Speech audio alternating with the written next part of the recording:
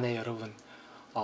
두 번째 시간입니다. 제가 오늘 여러분께 또 하나 말씀드릴 사안은 바로 이제 그거, 연구에 집중하는 시간뿐만 아니라 연구의 그 효율성을 높여주기 위한, 내용입니다.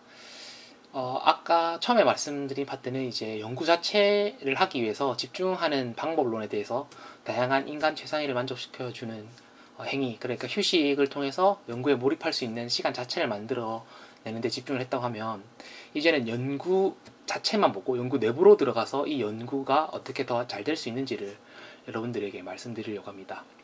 사실 이 내용은 그 지난 연구 자료를 정리하는 법에서 이미 말씀드린 파트인데요.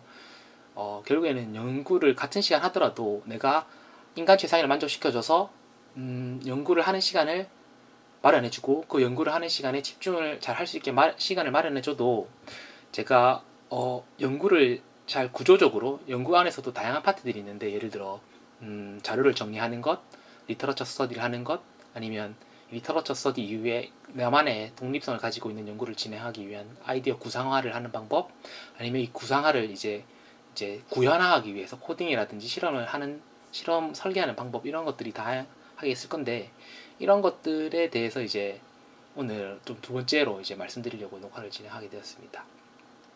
사실은 이게 연구라고 하는 게 이제 한 가지 바퀴로 돌아가는 게 아니거든요.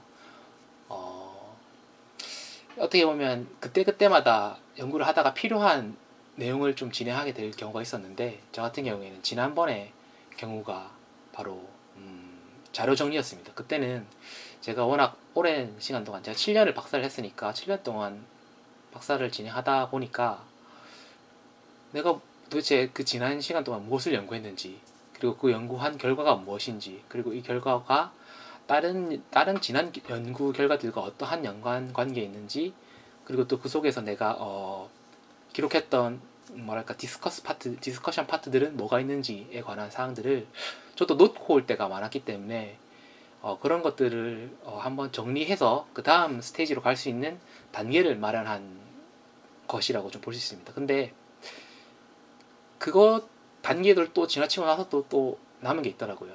그런 연구 자료를 정리한 이후에 이게 발표 자료를 만들고 하는데, 뭐라고 할까, 되게 발표 자료만 정리하다 보니까 너무 답답하더라고요. 이게 다음 게 안 보여요. 자료를 정리하다 보니까 이 생각이 맞나? 내가 짜고 있는 이 구조 재료가, 이 구조가 맞나?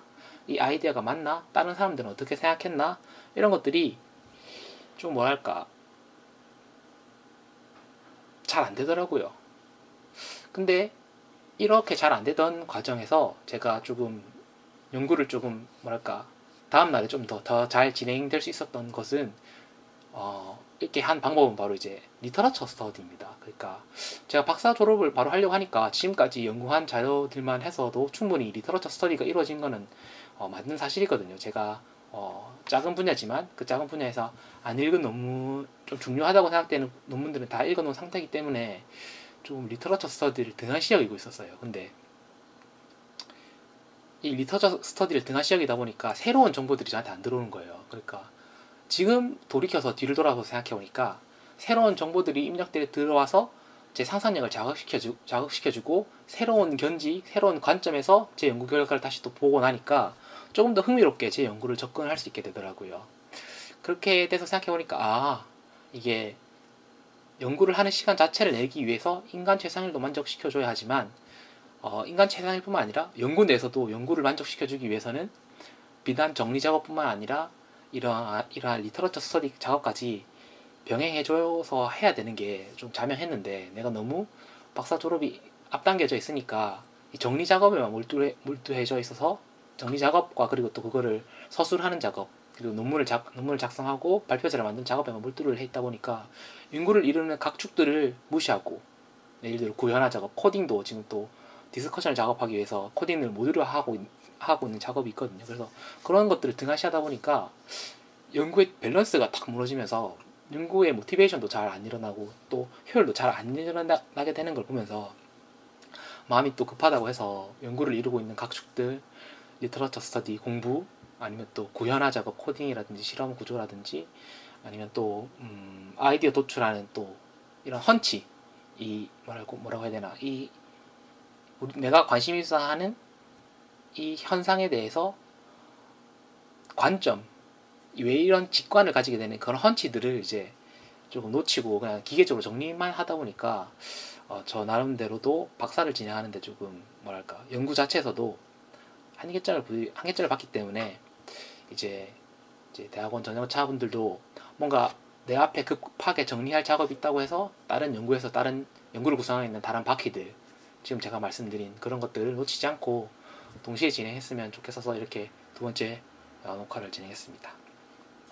네, 그리고 결론만 얘기하면 연구를 구성하는 거는